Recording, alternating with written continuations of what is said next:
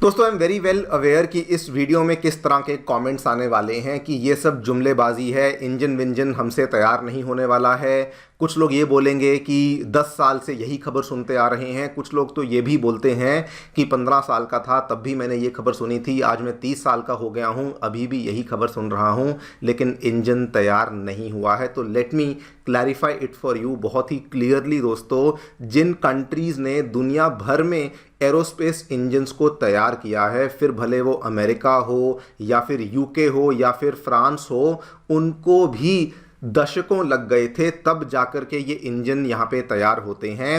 And India में भी almost same situation almost हो चुकी थी कावेरी के केस में, बल्कि उस पूरे के पूरे प्रोग्राम को तो दबाए जाने की बात करी जा रही थी। लेकिन थैंकफुली हमारी गवर्नमेंट सपोर्टिव थी, थैंकफुली डीआरडीओ परसिस्टेंट था, और आज आपके सामने है कावेरी इंजन को ना केवल अप्रूवल दिया गया है बल्कि उसकी इन फ्लाइट टेस्टिंग भी अब कंप्लीट हो चुकी है। और आज जो अपडेट हम लोग लेकर आए हैं ये बहुत ही मेजर अपडेट बन जाता है, बिकॉज अभी डीआरडीओ अपना इंडिजिनस 110 किलो न्यूटन थ्रस्ट रखने वाला जो हाई थ्रस्ट क्लास इंजन है उसको लेकर अब काम करना शुरू कर चुका है। आप लोग यहां पे देख सकते हैं खबर दोस्तों कल ही सामने आई है। डीआरडीओ ने जो हाई थ्रस्ट एरो इंजन को लेकर एक्सप्रेशन ऑफ इंटरेस्ट है उसे फाइनली एंड ऑफिशियली 27 मार्च 2026 को लॉन्च कर दिया है।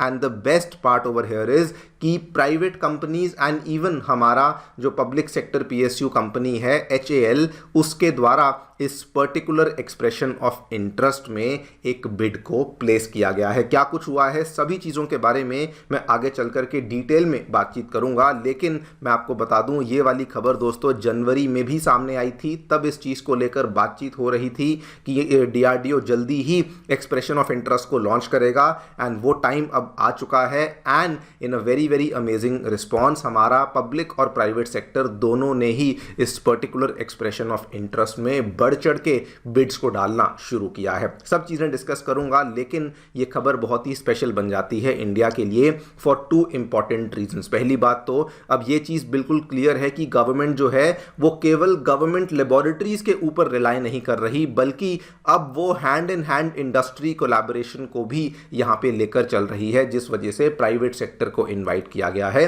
और हमें पॉजिटिव रिस्पॉन्स भी देखने को मिला है। नंबर 2, अगर हम लोग यहां पे 110 किलो न्यूटन का high thrust class engine develop करते हैं, it is very very clear कि लॉन्ग रन में इंडिया जो है वो वेस्टर्न कंट्रीज के ऊपर अपनी डिपेंडेंस को समाप्त कर देगा। फिर भले वो अमेरिका की GE के ऊपर हो या फिर भले वो फ्रांस की साफरान के ऊपर हो, जिनके साथ आज तो हम लोग टाई अप्स कर रहे हैं, लेकिन हमारी मजबूरी है। लेकिन लॉन्ग रन में जिस तरीके से हम लोग प्रोसेस को कर रहे हैं, टारगेट यही है कि हम लोग इन कंट्रीज और इनकी कंपनीज के ऊपर डिपेंडेंस को खत्म करेंगे। बात करेंगे इन सभी डेवलपमेंट्स के बारे में। आइए शुरू करते हैं मेरे साथ। मेरा नाम है अनिरुद्ध। यदि आप लोग हमें फॉलो करना चाहते हैं तो दिए गए टेलीग्राम और व्हाट्सएप चैनल के माध्यम से ऐसा कर सकते हैं।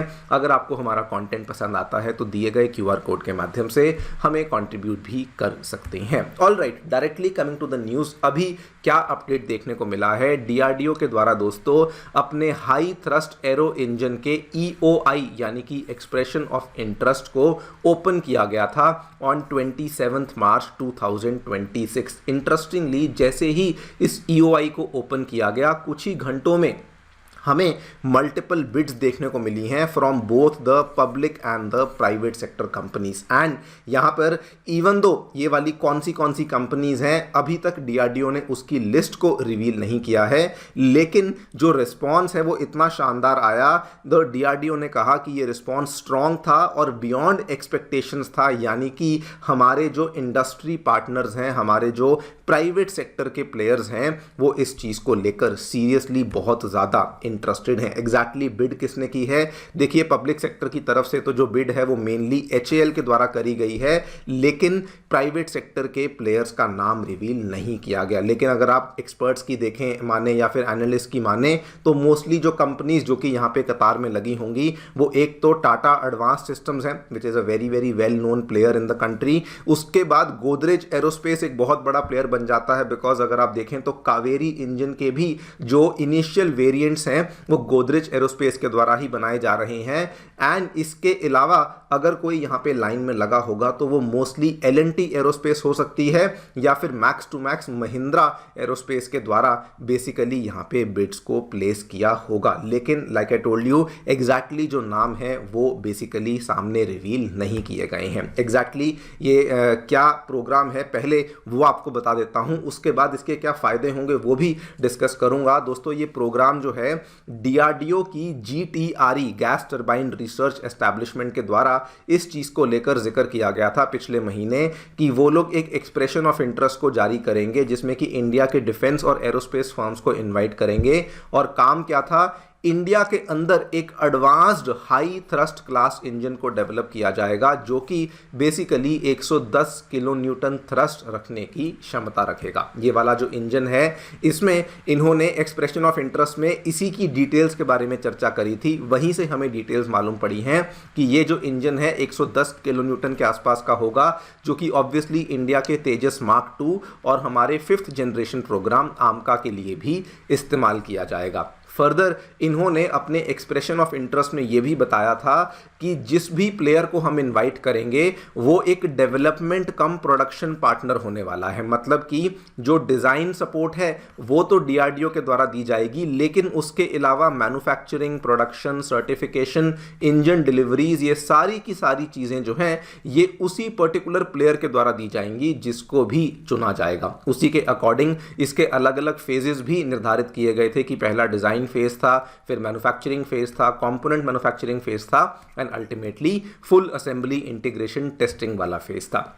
बल्कि इसको लेकर DRDO इतना सीरियस था कि इसकी जो टाइमलाइंस थी वो भी बताई गई थी और इन टाइमलाइंस को स्टिक करना भी ज़रूरी था कि जो इसकी डिज़ाइन और अर्ली डेवलपमेंट है वो आने वाले कुछ सालों में होगी, ग्राउंड टेस्टिंग लेट 29 तक होगी, फ्लाइट टेस्टिंग अर्ली 2030s में होगी, सर्टिफिकेशन और प्रोडक्शन रैंप अप जो है वो 2032 से लेके 2033 में होगी। और ये आप देख सकते हैं क्योंकि DRDO ने बताया कि टाइमलाइंस ऐसे ही फॉलो होने वाली हैं, मतलब कि ये बातें केवल हवा में नहीं थी, कहीं ना कहीं DRDO इस चीज़ को लेकर बहुत ही ज़्यादा सीरियस था। DRDO ने बल्कि साथ में ये भी कहा था कि चाहे जो भी प्लेयर को हम लोग इनवाइट कर लें, अल्टीमेटली जो इंटेलेक्चुअल प्रॉपर्टी राइट्स इस पर्टिकुलर प्रोजेक्ट की होंगी वो बेसिकली या तो गवर्नमेंट ऑफ इंडिया के पास होंगी या फिर वो मैक्स टू मैक्स DRDO के साथ जो भी डेवलपमेंट पार्टनर होगा उसके साथ जॉइंटली रखी जाएंगी। लेकिन वो जैसे भी रखी जाएंगी वो इसी तरीके से रखी जाएंगी कि कल को अगर उस इंजन को बना करके हमें एक्सपोर्ट करना है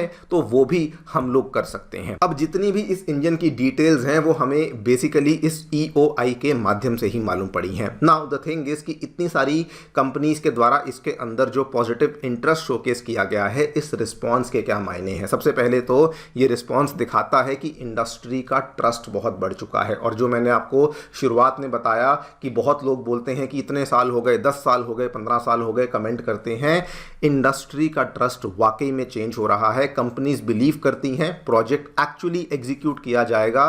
कावेरी जैसी सिचुएशन जो पहले 2011 तक हमें इतने डिलेज देखने को मिले, वैसे डिलेज देखने को नहीं मिलेंगे। सेकेंडली, जब कंपनीज स्पेसिफिकली प्राइवेट कंपनीज इतना ज़्यादा इसमें बिडिंग कर रही हैं, इसका मतलब है कमर्शियल वायबिलिटी क्लियर है। आप भी जानते हैं आने वाले टाइम में हमारी इंडियन एयरफोर्स के द्वारा लगभग 500 से भी ज़्यादा फाइटर जेट्स को इंडक्ट किया जाएगा, जिसका मतलब कि मैसिव लेवल पे लॉन्ग टर्म डिमांड होने वाली है, जिसका मतलब कि मैसिव लेवल पे लाइफ साइकिल मेंटेनेंस कॉन्ट्रैक्ट्स भी मिलने वाले हैं। और इसीलिए बिकॉज ये सब है, इसीलिए प्राइवेट सेक्टर भी बहुत ज़्यादा इंटरेस्ट शोकेस कर रहा है। एक और रीज़न जिसकी वजह से प्राइवेट सेक्टर बहुत ज़्यादा इंटरेस्ट शोकेस कर रहा है, DRDO ने इसमें क्लियर कर दिया है कि हम लोग वही वाला ब्लूप्रिंट फॉलो करेंगे जो हमने आकाश मिसाइल सिस्टम को लेके फॉलो किया था। Akash surface to air missile system या फिर उसको हम लोग एयर डिफेंस सिस्टम भी कह सकते हैं। ये दोस्तों ऑपरेशन सिंदूर में भी हमने देखा कितना ज़्यादा इफेक्टिव था।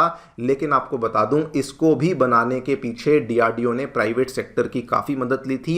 एक पब्लिक प्राइवेट मॉडल हमने इस्तेमाल किया था जिसमें कि 90% इंडिजनाइजेशन को भी अचीव किया था। ये भी एक कारण है कि प्राइवेट सेक्टर बहुत ज़्यादा इंटरेस्टेड है कि DRDO बिल्कुल वैसा ही मॉडल फॉलो करने वाला है इस पर्टिकुलर एरो इंजन के लिए, जिसमें कि प्राइवेट सेक्टर को इंक्लूड किया जाएगा एंड एंड अल्टीमेटली उसमें अगर प्राइवेट सेक्टर बहुत अच्छा परफॉर्म करता है तो कल को प्राइवेट सेक्टर को फायदा भी होगा और एक्सपोर्ट करने का भी मौका बेसिकली मिल सकता है। नाउ ये सारी की सारी डेवलपमेंट्स हमारे लिए बड़ी बात क्यों बन जाती है? पहली बात तो देखिए, हमारी खुद की ही रिक्वायरमेंट्स बहुत सारी हैं, तेजस मार्क 2 है, आमका है और भी फ्यूचर प्लान्स हैं, लेकिन ये उससे भी ज़्यादा बड़ी बात इसलिए बन जाती है बिकॉज ऐसा करने से हम लोग उसी सेगमेंट में आ जाएंगे जिस सेगमेंट में अमेरिका की जीई के एडवांस्ड इंजन्स देखने को मिलते हैं। एग्जाम्पल के तौर पे अमेरिका की जीई कंपनी का F404 इंजन ले लीजिए, उसकी अगर आप ड्राई थ्रस्ट देखें तो 54 किलो न्यूटन की होती है, लेकिन अगर आप वेट थ्रस्ट भी देखें तो 84 किलो न्यूटन की होती है। लेकिन अगर हम लोग 110 किलो न्यूटन थ्रस्ट रखने वाला इंजन बना लेते हैं, हम लोग ना केवल इसकी सेगमेंट में आ जाएंगे बल्कि इसको भी सरपास कर देंगे। इनफैक्ट ऐसा करने से जो कावेरी 2.0 को लेके, कावेरी 2.0 को लेके जो बातचीत चल रही है, ऐसा इंजन बनाना है जो कि डायरेक्टली हमारे फाइटर जेट्स में लगे, उसके लिए भी हम लोग ग्राउंड वर्क को ले करेंगे। और ये सबसे बड़ी बात तो इसलिए बन जाती है बिकॉज दोस्तों, जब तक इंडिया इन कंट्रीज के ऊपर डिपेंडेंट था, उस डिपेंडेंसी का हमें बहुत ज़्यादा नुकसान हुआ है। पिछले साल आप सभी ने देखा कि जीई कंपनी के द्वारा LCA की इंजन डिलीवरीज को डिले किया गया, और नॉट जस्ट डिले, मतलब कि वो डिले करने के बाद जब हमने उनको बोला कि आप बहुत डिले कर रहे हैं, उस चीज़ को लेके वो बहुत ज़्यादा एरोगेंट भी थे। इनफैक्ट एक पर्टिकुलर डील जो कि इंडिया ने अमेरिका के साथ साइन करी थी, जिसमें कि हमें टेक्नोलॉजी ट्रांसफ़र मिलने वाला था, लास्ट मोमेंट पे आके अमेरिका बोलता है जी नहीं, हम लोग इस डील में अगर आपको टेक्नोलॉजी ट्रांसफ़र चाहिए तो जितना पैसे में आपने डील करी है उतने पैसे में हम आपको TOT नहीं दे सकते, बल्कि एक्स्ट्रा पैसा देना पड़ेगा। इस तरीके की हरकतें हमें वेस्टर्न कंट्री से देखने को मिलती हैं, और इसीलिए आई थिंक कि जो भी डेवलपमेंट्स हम लोग कर रहे हैं, जैसे जैसे हो रही हैं, ये बहुत ही वेलकमिंग डेवलपमेंट है।